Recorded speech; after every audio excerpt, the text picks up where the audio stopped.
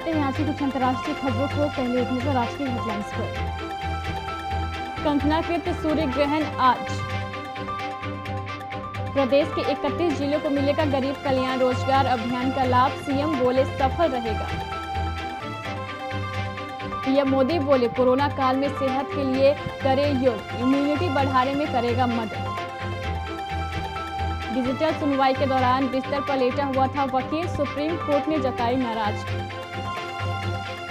Glenmark ने पेश की कोविड-19 की दवाई फेविपिराविर, एक टैबलेट का दाम 103 रुपए। दिल्ली के एलजी ने कोरोना मरीजों को 5 दिन के लिए अनिवार्य रूप से क्वारंटीन सेंटर भेजने का फैसला वापस लिया।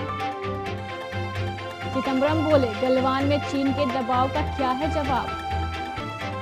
गलवान घाटी में हुई झड़प पर भड़का अमेरिका, बोला चीनी फौज सीमा पर बढ़ा रही है तनाव। नेपाल ने कहा अच्छे पड़ोसी की तरह भारत और चीन सुलझा लेगा आपसी विवाद। रूस जाएंगे रक्षा मंत्री राजनाथ सिंह, 75वें विक्ट्री परेड में होंगे शामिल। दुनिया के 10 सबसे अमीर लोगों में शामिल हुए रिलायंस के मुकेश अंबानी। साल 2010 में मिला था सुशांत सिंह राजपूत को पहला अवार्ड, एकता कपूर ने वीडियो साझा कर किया याद। और सीएबी ने किया स्पष्ट, स्नेहा शेष गांगुली पूरी तरह स्वस्थ।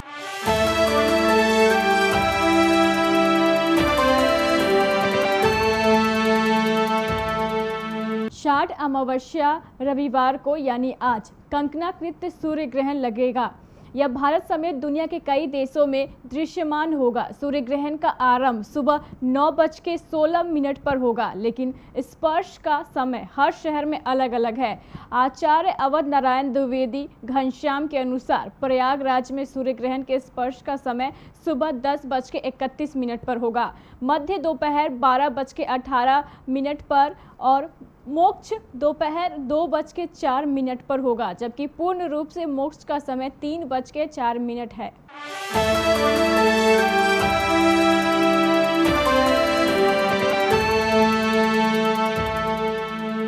प्रधानमंत्री नरेंद्र मोदी ने शनिवार को गरीब कल्याण रोजगार अभियान की शुरुआत की। इसका लाभ उत्तर प्रदेश के 31 जिलों को मिलेगा।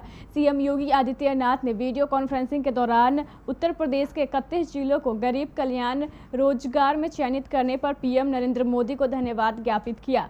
उत्तर प्रदेश के सिद्धार्थनगर, वाराणसी, गाजीपुर, अयोध्या समेत 31 जिले केंद्र की गरीब योजना में शामिल किए गए हैं। इस पर सीएम योगी ने पीएम नरेंद्र मोदी का आभार जताया।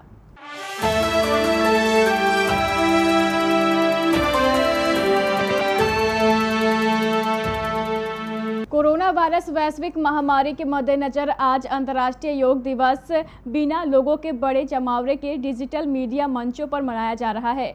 इस अवसर पर प्रधानमंत्री नरेंद्र मोदी ने संदेश दिया। उन्होंने कहा है कि योग से इम्यूनिटी बढ़ाने में मदद मिलेगी। वहीं योग दिवस दुनिया भर में पहली बार 21 जून 2015 को मनाया गया था। तभी से हर वर्ष उस दिन को योग दिवस के तौर पर मनाया जाता है, लेकिन यह पहला मौका होगा जब इसे डिजिटल तरीके से मनाया जाएगा। इस साल की योग दिवस थीम घर पर योग और परिवार के साथ योग है और लोग 21 जून यानी आज सुबह 7 बजे से ही डिजिटल समारोह में शामिल हो रहे हैं।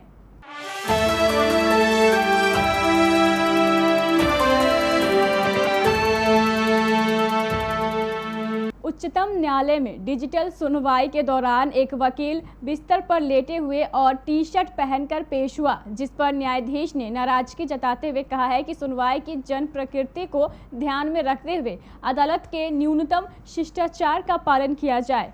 उच्चतम न्यायालय ने कहा है कि वीडियो कॉन्फ्रेंसिंग के जरिए मुकदमों में भाग ले रहे वकील पेश होने योग्य नजर आने चाहिए और ऐसी तस्वीरें दिखाने से बचना चाहिए जो उपयुक्त नहीं है।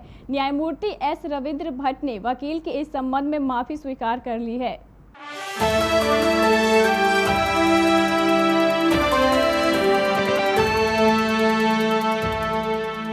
ग्लेनमार्क फार्मास्यूटिकल्स ने कोविड-19 के हल्के और मध्यम लक्षण वाले मरीजों के लिए जहां विषाणु रोधी दवा फेविपिराविर पेश की है, वहीं दूसरी ओर चिकित्सा विशेषज्ञों ने शनिवार को आगाह किया है कि इसे कोरोना वायरस संक्रमण के इलाज के लिए रामबाण औषधि के रूप में नहीं देखा जाना चाहिए। हालांकि उन्होंने यह भी कहा है कि इलाज में यह मददगार होगी और वायरस के प्रभाव को घटाएगी।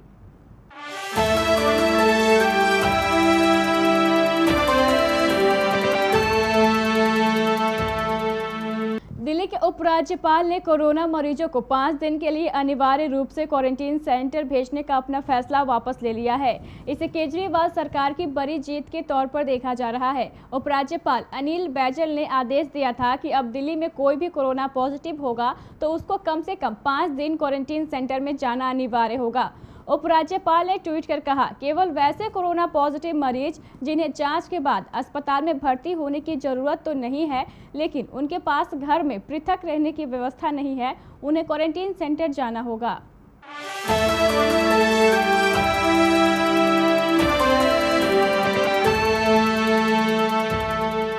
कांग्रेस नेता पी चिदंबरम ने कहा है कि वास्तविक नियंत्रण रेखा मुद्दे पर प्रधानमंत्री की टिप्पणियों से असल में हर कोई चकित एवं हतप्रभ है। चिदंबरम ने कहा कि सर्वदलीय बैठक में पीएम ने कहा, कोई बाहरी व्यक्ति लद्दाख में भारतीय क्षेत्र के अंदर नहीं था। यह स्पष्ट है कि पीएम का बयान सेना प्रमुख, रक्षा मंत्री और विदेश मंत्री द्वारा दिए गए पहले के बयानों का खंडन करता है। उन्होंने कहा है कि यदि किसी चीनी सैनिक LAC पार नहीं की है तो 5 से 6 मई को फेस ऑफ क्या था। 5 मई और 6 जून को क्या मुद्दा था जिस पर भारतीय कमांडर अपने चीनी समकक्षों से बात कर रहे थे? भारत और चीन के कोर कमांडर के बीच वार्ता का विषय क्या था?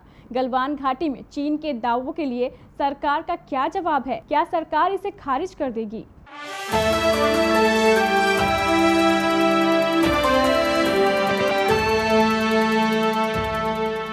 भारत के साथ सैन्य झड़प को लेकर अमेरिका ने चीन पर बड़ा निशाना साधा है। अमेरिका ने शुक्रवार को आलोचना करते हुए कहा है कि चीन सीमा पर भारत के साथ तनाव बढ़ रहा है। साथ ही अमेरिका ने चीन की सत्ताधारी कम्युनिस्ट पार्टी को दुष्ट यानी धूर्त करार दिया है। अमेरिका के विदेश मंत्री माइक पोम्पियो ने चीन सरकार पर निशाना साधते हुए कहा कि चीन की कम्युनिस्ट पार्टी नाटो जैसी संस्थाओं के जरिए बनाई गई स्वतंत्र दुनिया को फिर से पुराने रास्ते पर लाना चाहती है। साथ ही ऐसे नए नियम बना रही है जो चीन की मदद करे।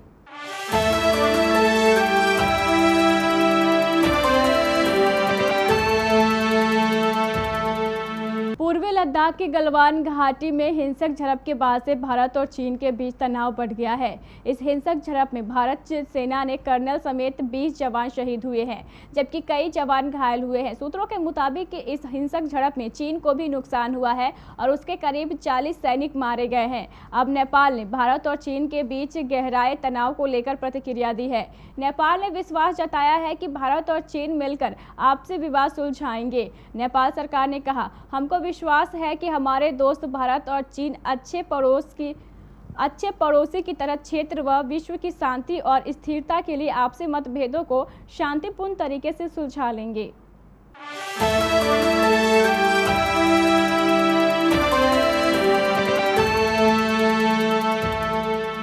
रक्षा मंत्री राजनाथ सिंह रूस की राजधानी मॉस्को में होने जा रहे 75वें विक्ट्री परेड में हिस्सा लेंगे। रूस ने उन्हें इस ऐतिहासिक परेड में हिस्सा लेने के लिए आमंत्रित किया है। दूसरे विश्व युद्ध में सोवियत संघ की जीत की 75वीं वर्षगांठ के मौके पर रूस बेहद भव्य आयोजन करने की तैयारी में जुटा है। कोरोना संकट के चलते देशव्यापी लॉकडाउन के बाद यह पहली बार है जब रक्षा मंत्री विदेश दौरे पर जा रहे हैं।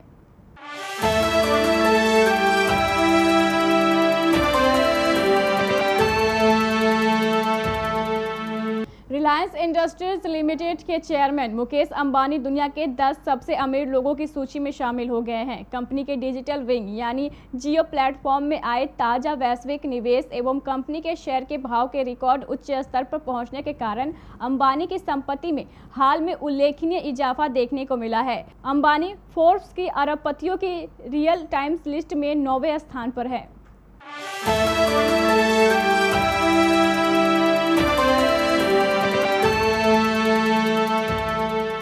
बॉलीवुड अभिनेता सुशांत सिंह राजपूत के निधन की खबर से अब तक पूरा बॉलीवुड और टेलीविजन महकमा उभर नहीं पाया है।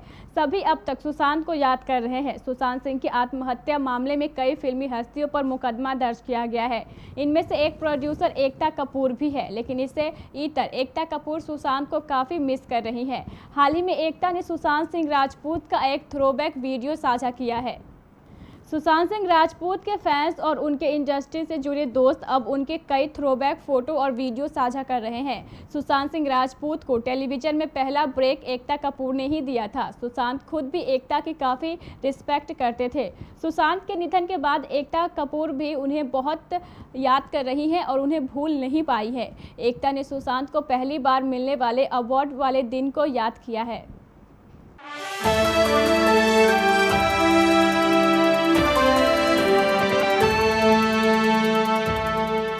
सौरव गांगुली के बड़े भाई और क्रिकेट एसोसिएशन ऑफ बंगाल के सचिव स्नेहा शीर्ष गांगुली पूरी तरह से स्वस्थ है। सीएबी ने उन अफवाहों को दरकिनार करते हुए स्पष्ट किया है कि उनमें कोरोना वायरस के संक्रमण के कोई लक्षण नहीं है। सीएबी ने शनिवार को स्नेहा शीर्ष गांगुली के स्वास्थ्य को लेकर प्रेस नोट जारी किया। उनमें स्नेहा शीर्ष के हवाले से लिखा गया, मैं पूरी तरह से स्वस्थ हूँ और ऑफिस जा रहा हूँ। मेरी बीमारी से जुड़ी बातें बेबुनियाद हैं।